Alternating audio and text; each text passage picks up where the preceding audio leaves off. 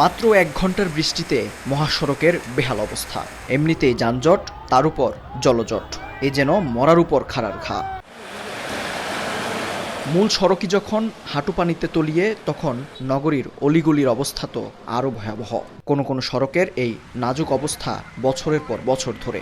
এর প্রভাবে পানিবাহিত নানা রোগে আক্রান্ত হওয়ার পাশাপাশি যাতায়াতে চরম ভোগান্তিতে গাজীপুর নগরবাসী। প্রচুর ভোগান্তি, এদিকে আওয়াই যায় না এখন, আর এদিকে পুরো বাদ, এদিকে নদী। পানির জন্য বাচ্চাদেরকে মাদ্রাসায় নিতে পারি না। রোড বানানো হয়েছে তখন থেকে এই প্রবলেম ফেস করতে হইতেছে। জলাবদ্ধতার পাশাপাশি পথচারী ও বাসিন্দাদের নতুন আতঙ্ক খোলা ম্যানহোল। হালকা বৃষ্টিতেই সড়ক তলিয়ে যায় পানিতে, আর ম্যানহোলগুলো পরিণত হয় মৃত্যুকূপে। কতজনকার পা ভেঙে যাইতেছে, কোমর ভেঙে যাইতেছে। ড্রেনের যে নোংরা পানিগুলো, এগুলোতে স্কিনের জন্য সমস্যা হচ্ছে। স্টাফ বেতন এমন ব্যাড ট্যাক্স দিয়ে আমাদের এখন ব্যবসা বন্ধ হয়ে যাওয়ার পরিস্থিতি।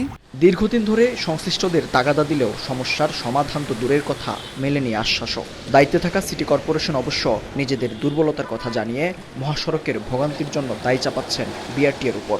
সীমিত লোকবল দ্বারা সর্বোচ্চ চেষ্টা করে যাচ্ছি আমরা এই রাস্তাঘাটগুলো সচল রাখার জন্য।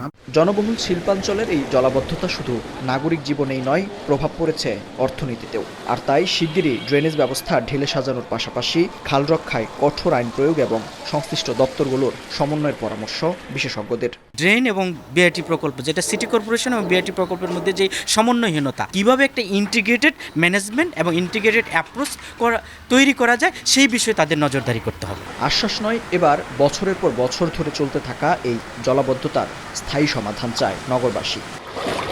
মেহেদী হাসান, সময় সংবাদ, গাজীপুর।